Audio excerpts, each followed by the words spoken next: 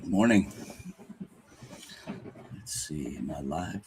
I think I am. Not there. It is. Okay, so I'm here, and I do have a readout on my microphone. Good morning, Reverend Rafe Ellis here, Senior Minister and Spiritual Leader of the Center for Spiritual Living, Common Ground in Central Maryland. Welcome to Reading the Science of Mind in 1 year. Um, it is good to be back with you live. Got to turn a few things off here that because part of being back in a routine is getting back in the routine. Um, so this morning's reading, I'm going to pull that up and we will listen to that together and then share whatever perspectives we have, if anyone has anything to share. So let's pull that up and see what we got. For April 15th, Science of Mind, A Philosophy of Faith, A Way of Life by Ernest Holmes. Reading from page 160, paragraph 2 through page 161, paragraph 4, using inclusive language. The technique of acquiring faith. One cannot be a good student of the science of mind who is filled with fear and confusion. They must keep themselves in a state of equilibrium, in a state of poise, peace, and confidence, in a state of spiritual understanding. By spiritual understanding is not meant anything strange or unnatural, but merely that the belief in goodness must be greater than any apparent manifestation of its opposite. It is this science of faith we are seeking to uncover, a definite technique that will conduct our minds through a process of thought, if necessary, to that place which the sublime minds of all ages have reached by direct intuition. There are none who believe more in faith, more in prayer, or more in the necessity of the divine will being done than those who practice daily the science of mind. They have relieved their minds of the morbid sense that the will of God can't be the will of suffering. And if there were a suffering God, and if we are eternal beings, then we should suffer through all eternity. But a suffering God is an impossibility. We suffer because we are not in both conscious and subjective communication with the affirmative side of the universe. All human misery is a result of ignorance, and nothing but knowledge can free us from this ignorance and its effect. As students of the science of mind, we find in the remarkable character of Jesus a great impetus toward faith and conviction. The centurion came to Jesus and asked him to heal his servant, and Jesus said, "Go thy way, and as thou hast believed, so be it done unto thee." The centurion had what we call a mental equivalent of divine authority. In the realm in which he lived, he was accustomed to speak his word with authority. He accepted the word of Jesus as having authority on the invisible plane. Jesus said, "I have not found so great faith, no, not in all of Israel." It is wonderful to contemplate the mental attitude of people who are not afraid to believe their prayers will be answered and are not afraid to say, "I know." We shall all arrive at this same assurance, this perfect faith, in such degree as we cease contemplating the universe as opposed to itself, as we cease having the will to do or to be that which is contrary to the universal good. There is nothing in the universal order that denies the individual's good or self-expression, so long as such self-expression does not contradict the general good, does not contradict goodness itself. There is nothing in the universe that denies us the right to be happy, if our happiness does not deny or interfere with the general good, the universe remains unlimited, though the whole world has suffered a sense of limitation. We should be careful not to divide our mental house against itself. Having announced the law of liberty, we must not deny it. When we shall all know the truth, then ways and means and methods will be found for the freedom of all. The mold of acceptance is the measure of our experience. The infinite fills all molds and forever flows into new and greater ones. Within us is the unborn possibility of limitless experience. Ours is the privilege of giving birth to it.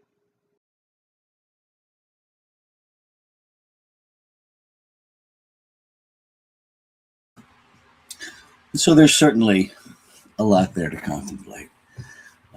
What stands out to me this morning is this whole conversation about a house divided against itself. And in this context, I believe house is referring to our own mental process. Um, Life is never against life, it just isn't.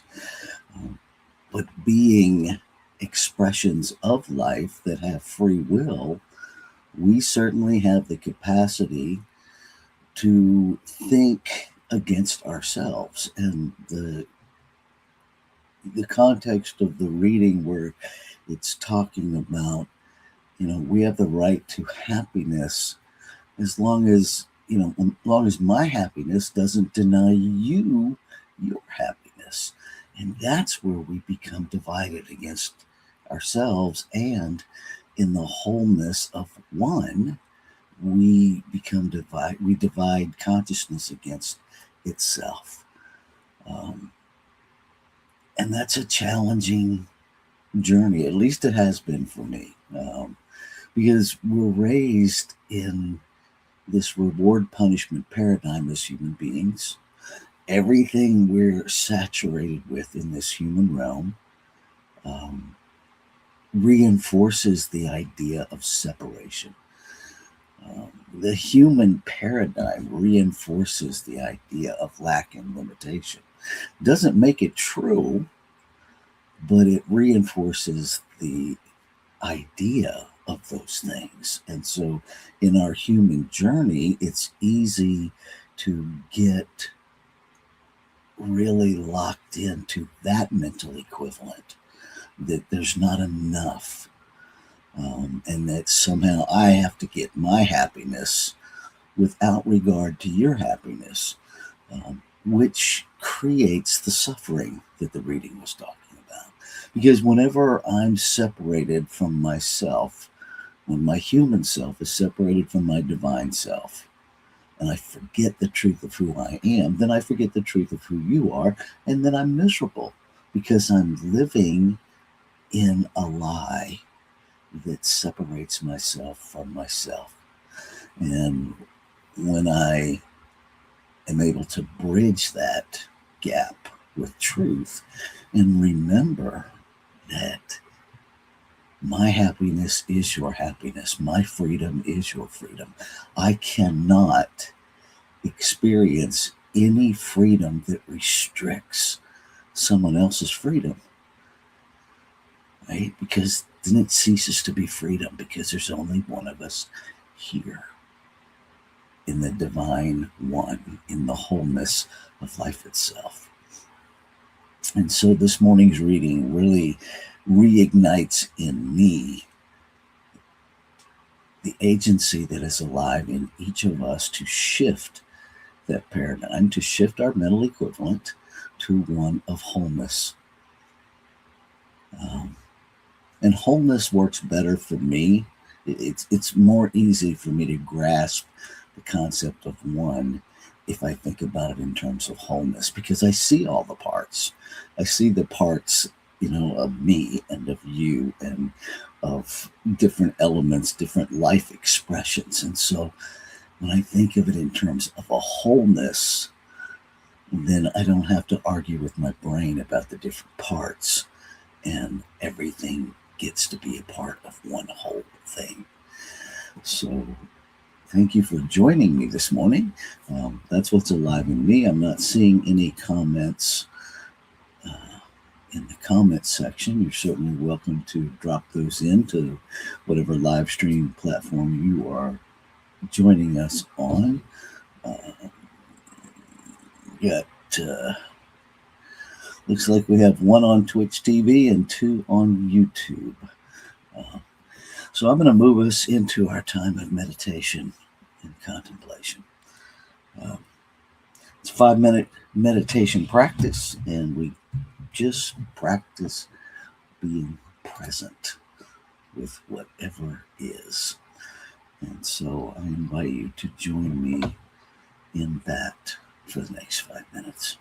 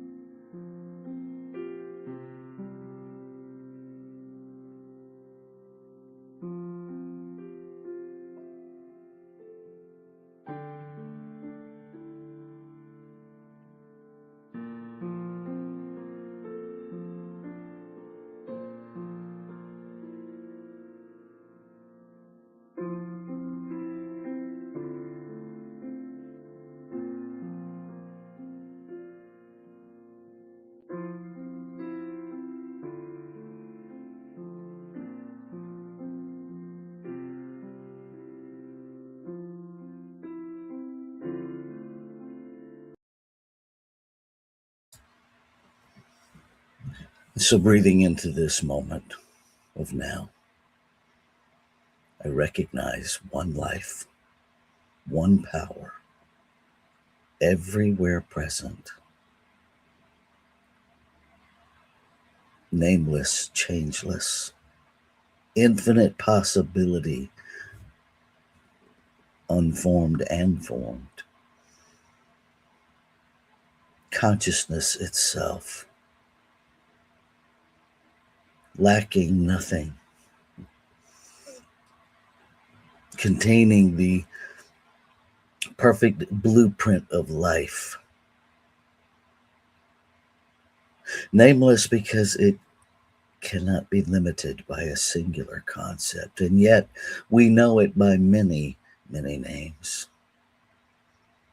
We know it as love, we know it as peace,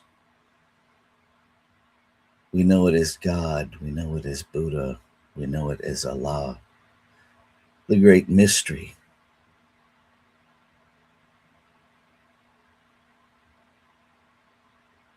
And none of these names is sufficient to encompass and articulate all that it is. It is omnipotence, omnipresence, omniscience. It is diversity itself. And it is one expressing itself in unlimited multiplicity, and yet never separate from itself, expanding its expression and its experience of itself as the forms of itself, fully infusing every expression of itself with itself. I know that I am a divine expression of it, fully infused by it, that I am a center of its spiritual expression, and that what is true of me is true of all life. Each and every expression of creation in creation is creation itself, is consciousness itself, expressing as never separate from itself, always expressing as itself, to itself, within itself. And so I claim and affirm an awareness of that. I claim and affirm that as we become aware of the truth of our being in our individualized experience, we become aware of the truth of being in the collective. That as we become aware of the parts, we become aware of the whole. That there is no place where there is a need within me to supersede the need within any other expression of life. That all sense of competition is replaced by an awareness of one, is replaced by the awareness and activity of cooperation, of collaboration.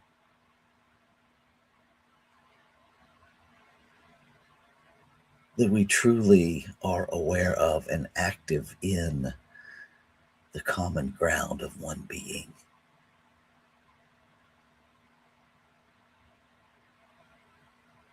That freedom begins with ensuring the freedom of all.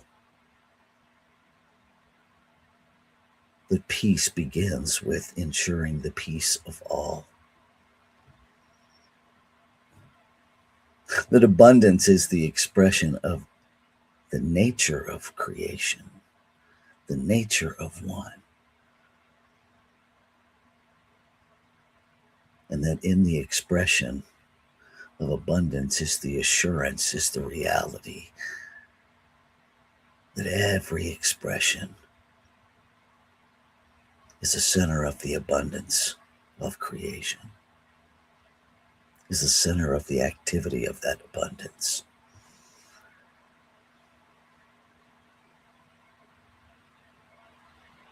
And I am grateful I am grateful for the activity of law, the doer within this creative process that simply receives the desire of the heart and acts upon it and makes it so. That actor within the creative process, never separate from the process, simply an aspect of it. God expressing, infinite expressing. And again, it's that unnameable thing that we name as law. And I'm grateful that it has already acted upon itself, has already made the word spoken so. And so I can confidently release. I can release my word. The word spoken is the word fulfilled. I can release any doubt, any reservations, any hesitations. And I release all of them now. I release anything that would in any way diminish a full experience of the magnificence of life itself. I let it all go. I let it all go. And I stand in this moment of now, the only moment there ever is, claiming the victory, claiming the fulfillment, claiming the experience of the wholeness of creation. Ashe. Shalom. Aho. Amen. Amen. And so it is. Namaste.